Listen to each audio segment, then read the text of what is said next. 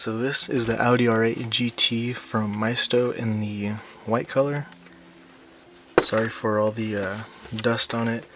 This car has been sitting in my collection for about 2 years now, I believe.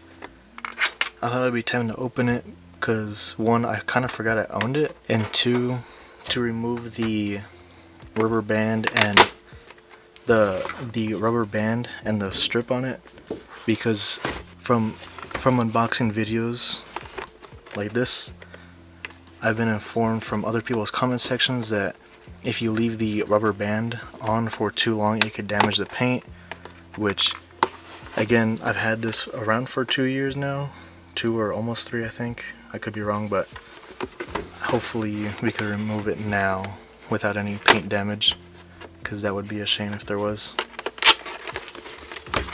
So let's get it out of the box. So this is the Audi R8 out of the box. So let's hurry up, remove the platform and the strip and the band so we can get a look at the interior. See how it's stuck on there.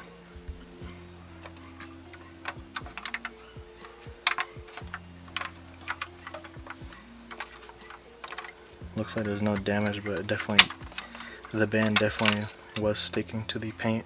So this is the car out of the box, platform, and with nothing holding the doors down. And again, sorry for the poor lighting. It is incredibly cloudy today. It is definitely a good looking car. However, out of the Lamborghinis, Ferraris, and every other car brand, I personally do not like the Audi R8 as much compared to the rest, but I do like the car still. It's just, if I had the money, I'd get other stuff, if you know what I mean. I don't know, I'd prefer a Lamborghini, Ferrari, or anything else really, unless it's the newer one, because if it was a newer one, then maybe that one, but around this year, probably not.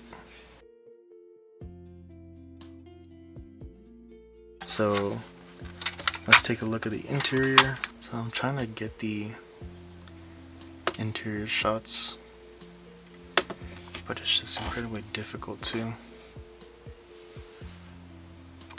So you see Audi R8 GT on the floor right there, the shifter, even the tiny screen that's on the dash right there. But again, one good looking interior though. I do like the seat belts, even the roll cage. Yeah, even the roll cage that's in it. Here, I'll pop the back. Let's see if we can get a better look at it there. The engine bay. Actual detail on the engine. Let's open the back. Get a slightly better look at that roll cage right there. Even the engine bay right here. V10 FSI, I believe that's what it says. Yeah.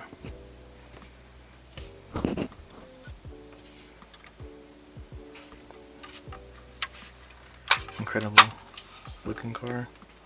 The taillights. I was a fan of the taillights when I first saw them. The exhausts. The rims. Although my brakes do move. I don't think it's supposed to be like that. That's unfortunate. Do have a view of the front. Again, I like it. I like the look of the car. It's just around this year, not so much. And we can open up the hood or trunk.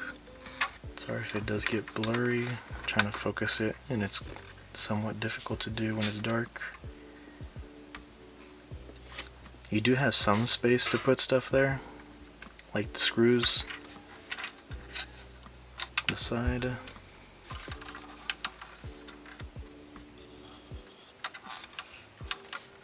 And the bottom of it, Audi RS GT, Maisto. There's some detail on the bottom at least. It's not all flat, but there's not a whole lot there anyway, so I think that's it for the Audi R8 GT.